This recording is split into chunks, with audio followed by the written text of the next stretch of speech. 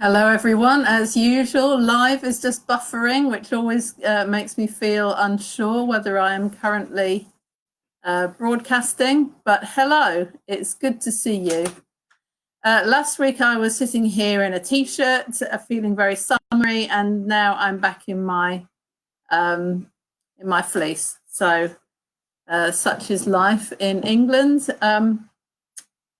So last week we talked a little bit about handling anger in the family, those angry outbursts. In particular, I talked about managing the home situation and managing your own situation so that it would hopefully prevent some of those outbursts. We talked about just noticing what triggers start off outbursts for yourself, for your partner, and for your children.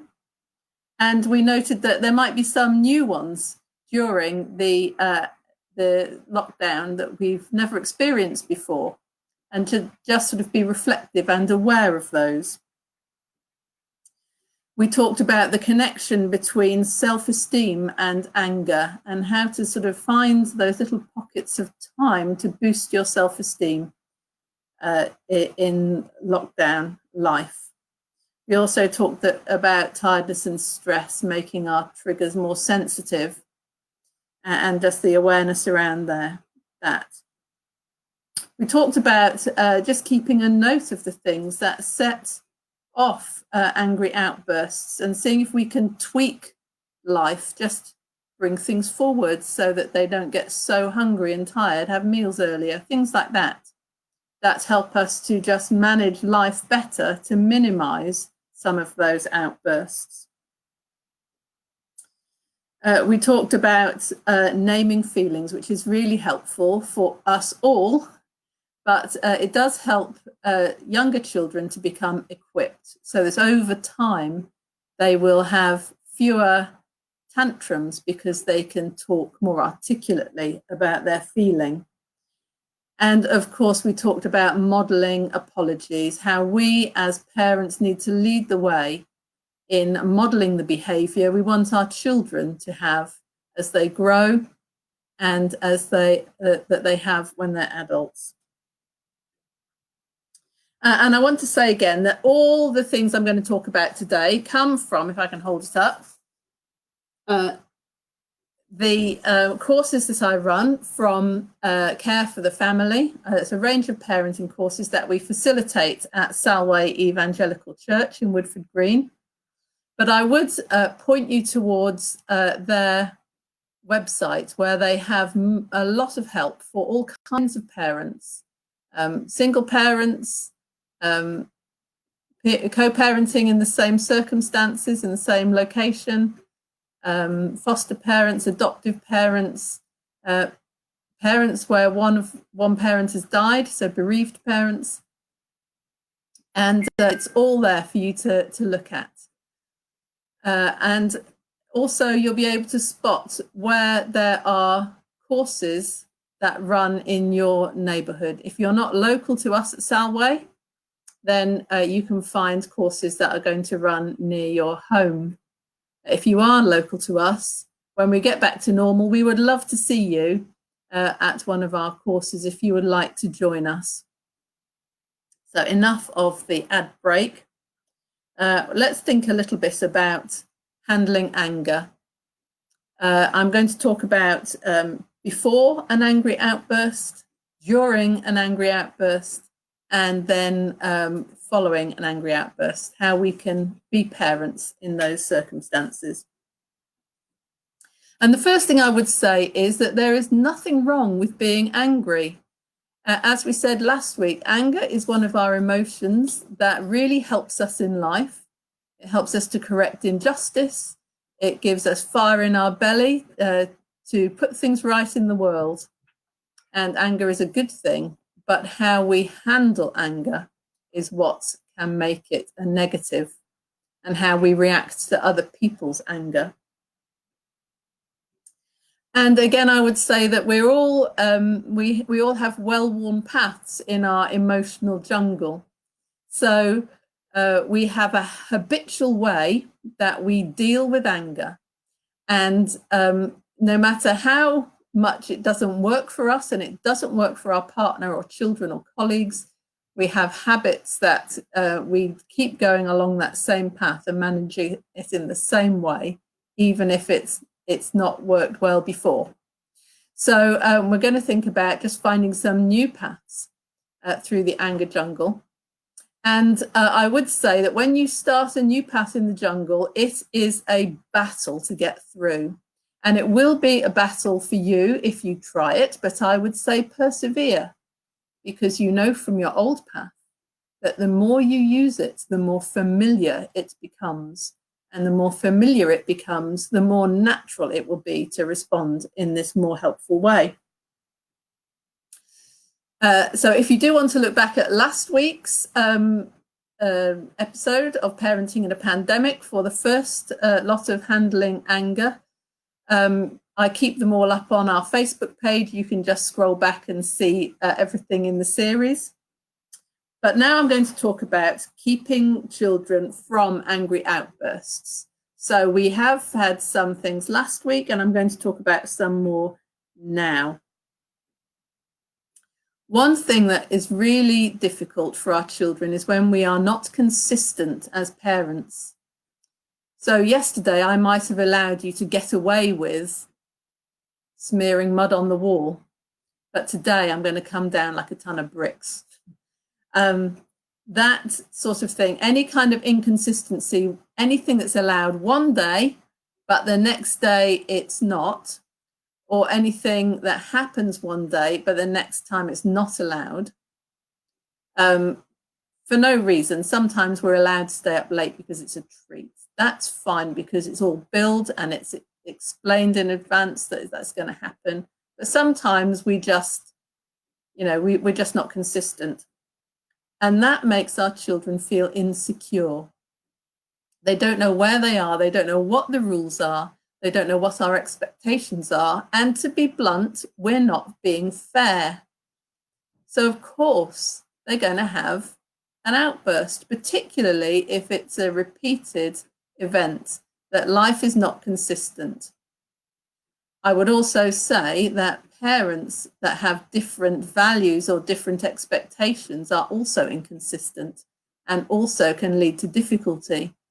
So if you and your partner have different expectations of behavior, of ways of speaking, of manners, of anything at all, then you are going to find that your children are stressed, they don't know where they're at, and they will be more likely to have an outburst.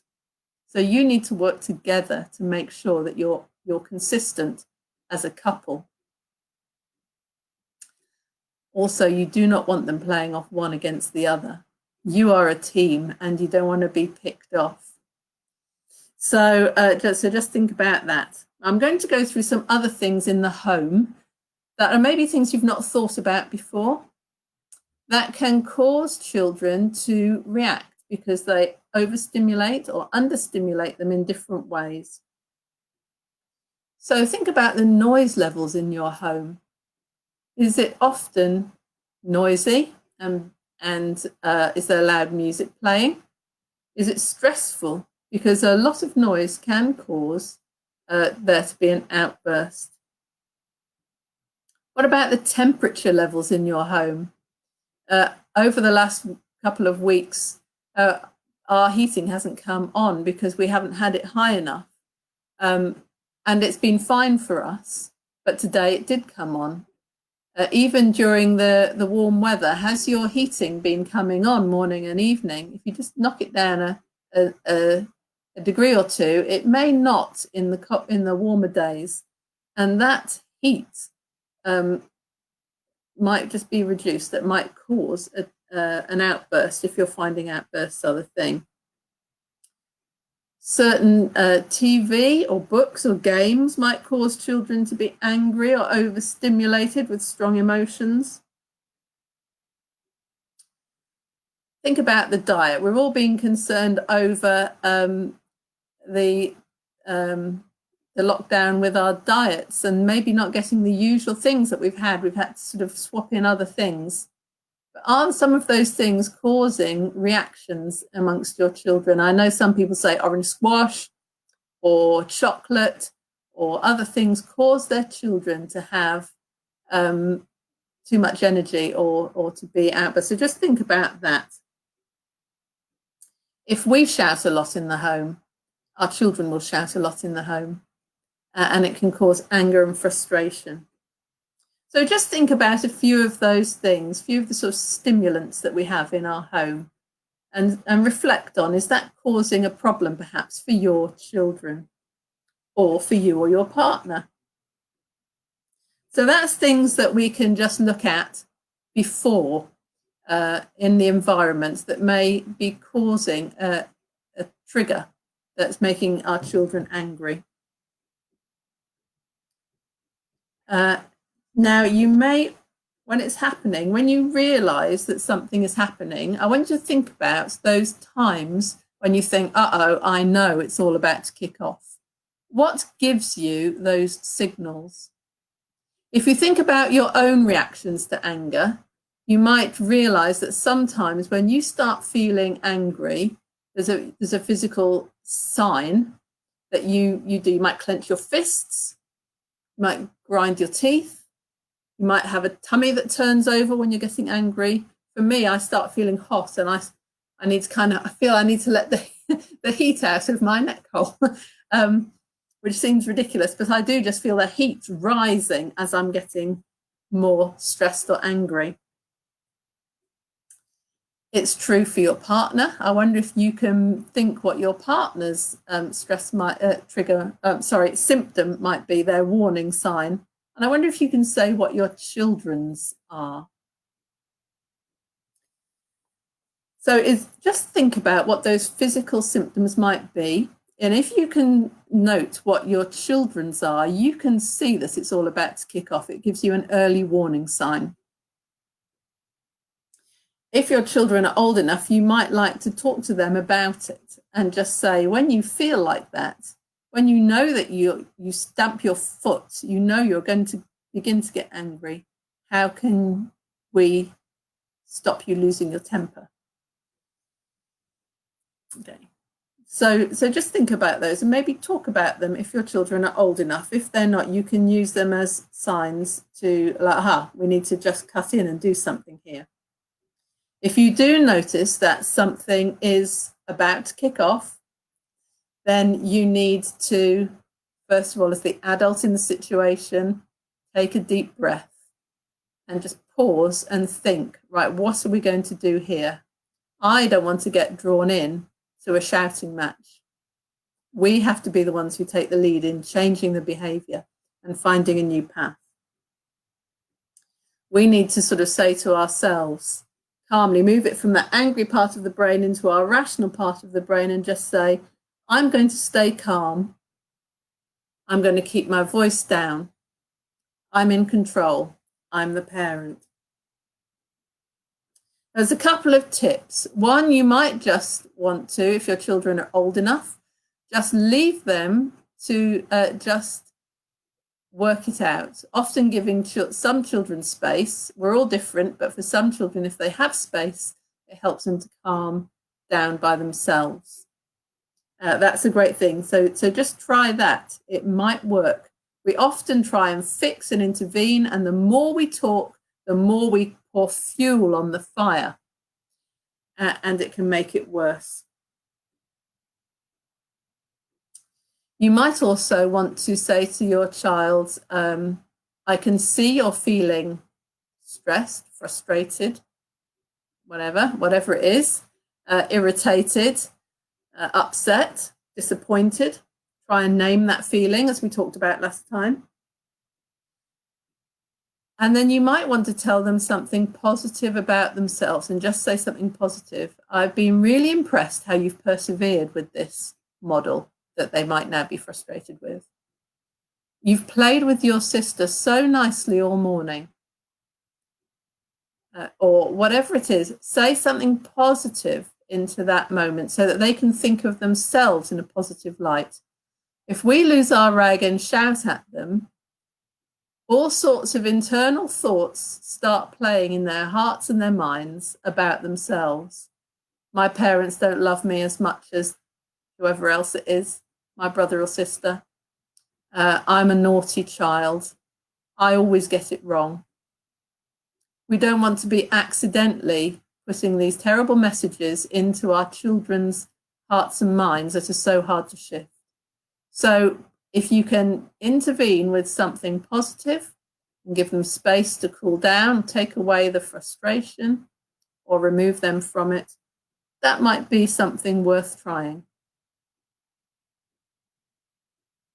Another thing that's worth saying in the heat of the moment, whether at work, with your partner, with your children, is not to be accusing. We often say, oh, you're always, whatever it is. You never.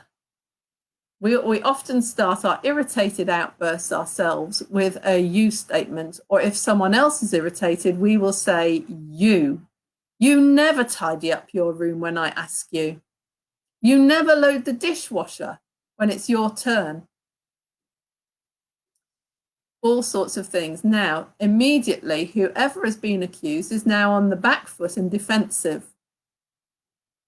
And so they are ready to defend themselves, and we are ready to push that point because we want them to change their behavior.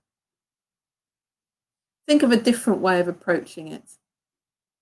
Think of something that you can say that's true of yourself. I always appreciate it when the dishwasher is loaded straight after tea.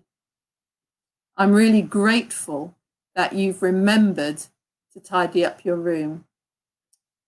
I feel sad that you haven't done it yet. Could we agree that you'll do it before tea? So try and think about yourself and talk about yourself and your own reactions, whether good or bad. I'm pleased, I'm disappointed, but don't say you.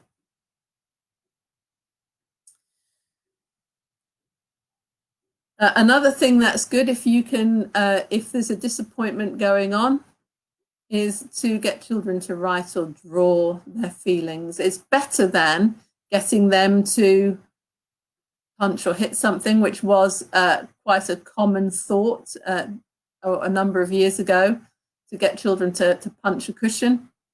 Punching a cushion quite often gets an adrenaline going, and then having punched a cushion, they're ready to punch their sister or whatever it is, or just shout angrily and defiantly at you. So try and find calm ways to deal with it, to express feelings in a non-aggressive way. And then after an outburst.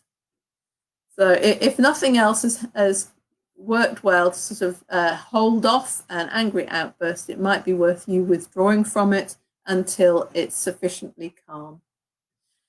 Now, we're very often as parents keen to get children to apologize and to say sorry. And I just want to say, if you have a younger child, maybe under the age of 4 or 5, to think very carefully about other ways of helping them to make amends. Because it's very debatable about when we actually learn what the word sorry means. We want children to understand what it means as much as to say it. So for children who are not yet at school, and perhaps some that are, you may want to help them to think about different ways of saying sorry. It might be that they make something or do something to make amends, to show they're no longer angry. So if they hit their brother or sister, first of all, talk about your feelings. I'm sad. We're all sad. Look, your brother is sad that you hit him. And now I'm sad and you're sad. So talk about your feelings. Secondly, then show them how they can make amends. Please get a tissue to wipe his eyes. Please find his comfort blanket that he loves, please give him a toy to cheer him up. Please give him a hug to show him you're not cross anymore. So find a way to help a younger child to make amends. And then when they've done it, you hug them and you move on. It's forgotten, it's dealt with. Get on with the rest of the day and don't come back to it at all. For older children, we need to model saying sorry. We need to say sorry if we've lost our temper. We need to say sorry if something's been spoilt. We need to show them always that we understand their feelings. Understanding their feelings is the most important thing we can do for our children. So you do need to acknowledge how they felt. You do need to say sorry for anything you've done wrong. And again, allow them to say sorry in thought or in word or deed, and then move on. It's forgotten. So that's it. A few more things before, during, and after an outburst. I hope you found that helpful. Tomorrow I intend to do a parenting in a pandemic extra about talking to our children about managing their feelings regarding sickness or even death.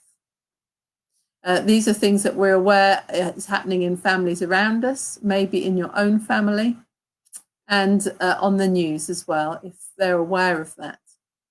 So again, we'll have tips for younger children and for older children. So I do hope you can join me for that. But as always, I'll keep it on the website, on our Facebook page, and you'll be able to look at it at any time. That's it for today. See you soon.